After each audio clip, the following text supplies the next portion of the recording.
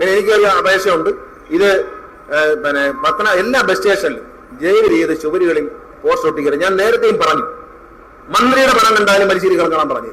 നമസ്കാരം. KSRTC bus സ്റ്റാൻഡുകൾ വൃത്തിയായി സൂക്ഷിക്കേണ്ടത് ഓരോ പൗരന്റെയും അവകാശവും ഓരോ ജീവനക്കാരന്റെയും ഉത്തരവാദിത്വവുമാണ് എന്ന് മന്ത്രി KB ഗണേഷ് കുമാർ കഴിഞ്ഞ ദിവസം നടത്തിയ മിന്നൽ പരിശോധനയിലാണ് തിരുവനന്തപുരം KSRTC ബസ് സ്റ്റാൻഡിന്റെ ശോച്യാവസ്ഥ ചൂണ്ടിക്കാട്ടിക്കൊണ്ട് ജീവനക്കാരെ ഗണേഷ് കുമാർ ചൂണ്ടുവിരലിൽ കറക്കിയത്. KSRTC ബസ് സ്റ്റാൻഡിന്റെ തൂണുകളിൽ പോലും പോസ്റ്ററുകൾ പതിപ്പിക്കുന്ന രീതി ശരിയല്ല എന്നും മന്ത്രിയുടെ പോസ്റ്ററാണ് എങ്കിൽ പോലും വലിച്ചു കീറി കളയണമെന്നും ജീവനക്കാരോട് മന്ത്രി ഗണേശൻ ആവശ്യപ്പെട്ടു. എനിക്കൊരു അപേക്ഷയുണ്ട്. ഇത് പിന്നെ എല്ലാ ബസ് സ്റ്റേഷനിലും ജയിൽ ചെയ്ത് ചുവരുകളിൽ പോസ്റ്റ് ഒട്ടിക്കരുത്. ഞാൻ നേരത്തെയും പറഞ്ഞു, മന്ത്രിയുടെ പണം കണ്ടാലും പരിശീലിക്കണം കാണാൻ പറഞ്ഞു. KSRTCയിലെ മന്ത്രിയായ എന്റെ പണം വലിച്ചേരി കളഞ്ഞോളാൻ ഞാൻ മന്ത്രിയാ എന്റെ പണം ഒട്ടിച്ചാൽ വലിച്ചേരി കളഞ്ഞോളൂ എന്ന് ഞാൻ ആദ്യം പറഞ്ഞ എന്നെ നിർത്തിക്കൊണ്ട് വഴിയെ പോകുന്നവരെല്ലാം ഇത് ഒട്ടിക്കുന്ന മര്യാദയാണ്. ഇത് വൃത്തിയാക്കി എടുക്കണ്ടേ? കാരണം ഈ ചോര ഈ തൂണ് തന്നെ എടുക്കാം. അതിനകത്ത് എന്തെല്ലാം ഒട്ടിച്ചൊട്ടിച്ച് അതിന്റെ ഒരു ഗതിയും നോക്കി. ഇന്നിപ്പോ ഞാൻ വരുന്നതുകൊണ്ട് അത് വൃത്തിയിളക്കിയെന്ന് തോന്നുന്നു. അത് ഒന്ന് ആലോചിക്കൂ. അതിന്റെ മേളിൽ ചിലന്തി വല. ഇവിടെ CLRക്ക് എന്താണ് പണി? അതിന്റെ മേളിൽ ഒരു കമ്പിന്റെ അടുത്ത് ഒരു ശൂല് കെട്ടി ആ ചിലന്തി വല അടിച്ചു കളഞ്ഞൂടെ? ഞാൻ പറഞ്ഞോ ഇനി അടിക്കാൻ? ഞാൻ മഴ ഒന്ന് അടിച്ചു കളിച്ചാലാം.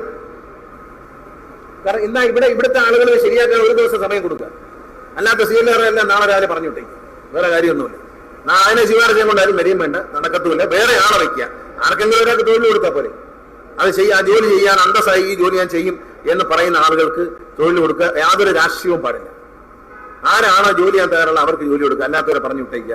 ഇതൊക്കെ നല്ല വൃത്തിയായി ടൈൽസ് ഒട്ടിച്ച് നല്ല വൃത്തിയായി സൂക്ഷിക്കാവുന്നതാണ്. അതൊക്കെ ചെയ്യുകയില്ല എന്ന് നിർബന്ധം പിടിക്കുന്നവരെ ഒരു കാരണവശാലും വെച്ചേക്കുന്നത്. ആ തൂണെല്ലാം ഏറ്റിയോ കണ്ടല്ലോ, ഏറ്റിയോ ഹലോ ഇങ്ങോട്ട് നോക്ക്. ഇതെല്ലാം നല്ല വൃത്തിയായിട്ട് കഴുകി ഞാൻ മറ്റന്നാ കാണാൻ പറ്റും തിങ്കളാഴ്ച. എല്ലാം നല്ല ഒരു അഴുക്കൽ ചിക്കറും എല്ലാം വെള്ളം നനച്ച് വെച്ചിട്ട് ഈ പോസ്റ്റ് എല്ലാം കഴുകി മാറ്റാൻ പറഞ്ഞു. സെക്യൂരിറ്റിയൊക്കെ നിയമിച്ചു തരും, കുഴപ്പമൊന്നുമില്ല. സെക്യൂരിറ്റിയൊക്കെ അതൊക്കെ MD പറഞ്ഞാൽ ഇപ്പൊ ഇന്ന് ചെയ്തു തരും. പിന്നെന്താ? അതുകൊണ്ട് അതൊക്കെ ചെയ്തു തരും. നിങ്ങൾ അതിന്റെ പ്രശ്നമല്ല. ഈ CLR ഈ തൂണൊക്കെ ഒരു സെക്യൂരിറ്റി അല്ല. ഈ തൂണിൽ പോസ്റ്റ് ഒട്ടിച്ചാൽ ഇളക്കി കളയേണ്ടത് CLR ചുമതല അല്ലേ? ആണല്ലേ? സെക്യൂരിറ്റിയുടെ ചുമതലയല്ല. ഒട്ടിക്കരുതെന്ന് പറയാം. അപ്പൊ അതുകൊണ്ട് ഞാൻ ദീർഘിപ്പിക്കുന്നില്ല. ഇത്തരം ചെറിയ ചെറിയ കാര്യങ്ങൾ നമുക്ക് നൽകുന്ന ഒരു പരിസ്ഥിതി പ്രവർത്തനമാണ് നടക്കുന്നത്. അത് KSRTCയിൽ വ്യാപകമായി ചെയ്യുമ്പോൾ നല്ലൊരു മനോഹാരിത ഉണ്ടാകും. ഞാൻ അവരോട് എനിക്ക് റിക്വസ്റ്റ് ചെയ്യാനുള്ളത്, ഈ തൂണുകളിലൊക്കെ പിടിപ്പിക്കാവുന്ന എന്തെങ്കിലും ചെടിച്ചട്ടി പോലെയൊക്കെ വെച്ചിട്ട് കുറച്ച് ചെടികളൊക്കെ തൂണിലൊക്കെ വെച്ചൊരു ബ്യൂട്ടിഫിക്കേഷനിലേക്ക് നീങ്ങണം എന്ന് പറയണം. ഇപ്പൊ ചെയ്യുന്ന കൂടാതെ അത് വെള്ളം ഒഴിക്കാൻ ഇവിടെ CLRകാരെടുത്ത് ഏർപ്പാട് ചെയ്യണം. എല്ലാ ദിവസവും അവർക്ക് അവരൊക്കെ സർക്കാർ ഓഫീസിലൊക്കെ ജോലി ചെയ്യുന്നവരാണ്, വരാൻ പറ്റത്തില്ല. അവരത് ആഴ്ചയിൽ ഒരിക്കലും മോണിറ്റർ ചെയ്തോളും. വെള്ളമൊക്കെ ഒഴിപ്പിക്കണം. അത് ഏറ്റിയുടെ ചുമതലയാ. ഞാൻ കേട്ടില്ല, അപ്പോഴും ഞാൻ അങ്ങോട്ട് നോക്കിയിരിക്കുകയായിരുന്നു എന്ന് പറയുന്നത് കേട്ടല്ലേ? പറഞ്ഞാ അങ്ങോട്ട് നോക്കിയിരിക്കും. ഞാൻ അപ്പോഴ് സാർ പറഞ്ഞപ്പോ ഞാൻ അങ്ങോട്ട് നോക്കിയിരിക്കുകയായിരുന്നു എന്ന് പറഞ്ഞാൽ ഇവിടെ എല്ലാവരും കേട്ടോണ്ട് ഇപ്പോൾ സെക്യൂരിറ്റിക്കാരൊക്കെ ഉണ്ടല്ലോ ഇവിടെ. KTDCയുടെ ആൾക്കാരോട് പറയുക, വളരെ പൊളൈറ്റ് ആയിട്ട് സംസാരിക്കണം. മേജറോടും കേണലോടും ഒക്കെ എങ്ങനെ സംസാരിച്ചിരുന്നു അതുപോലെ പാവപ്പെട്ട മനുഷ്യരോട് സംസാരിക്കണം. അല്ലാതെ മേജറും കേണലും മാത്രമേ ഞാൻ സല്യൂട്ട് അടിക്കൂ എന്ന വാശി ഇനി വേണ്ട. നമ്മളിപ്പോ KSRTCയിലാണ് ജോലി ചെയ്യുന്നത്, KTDCയുടെ ആണെന്ന് പറഞ്ഞ് ഇത് രണ്ടും നടപടിയെടുക്കേണ്ടത് ഒരാളാണ്. അതെടുക്കും എന്ന് മാത്രമേ സൂചിപ്പിക്കുന്നു. ഞാൻ ഇങ്ങനെയുള്ള ജനങ്ങളെ ഉപദ്രവിക്കുന്ന, ആളുകളെ അധിക്ഷേപിക്കുന്ന, സ്ത്രീകളെയും പുരുഷന്മാരെയും കുട്ടികളെയും അധിക്ഷേപിക്കുന്ന ഒരു നിലപാടും അംഗീകരിക്കത്തില്ല. അതിനുവേണ്ടി ആരും അതിന് ഇറങ്ങണ്ട. ഇവിടെ ഡോക്ടറെ നിയമിച്ചിട്ടുണ്ട്.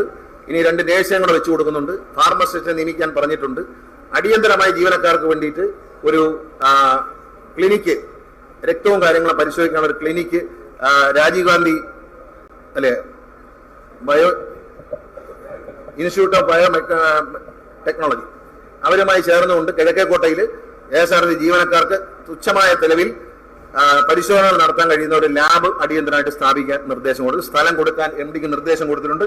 ഉടൻ അവരത് ആരംഭിക്കും. നമ്മൾ നല്ലൊരു സ്ഥലം കൊടുത്താൽ അവരൊരു സ്കാനിങ് സെന്റർ തുടങ്ങാം എന്ന് പറയുന്നുണ്ട്.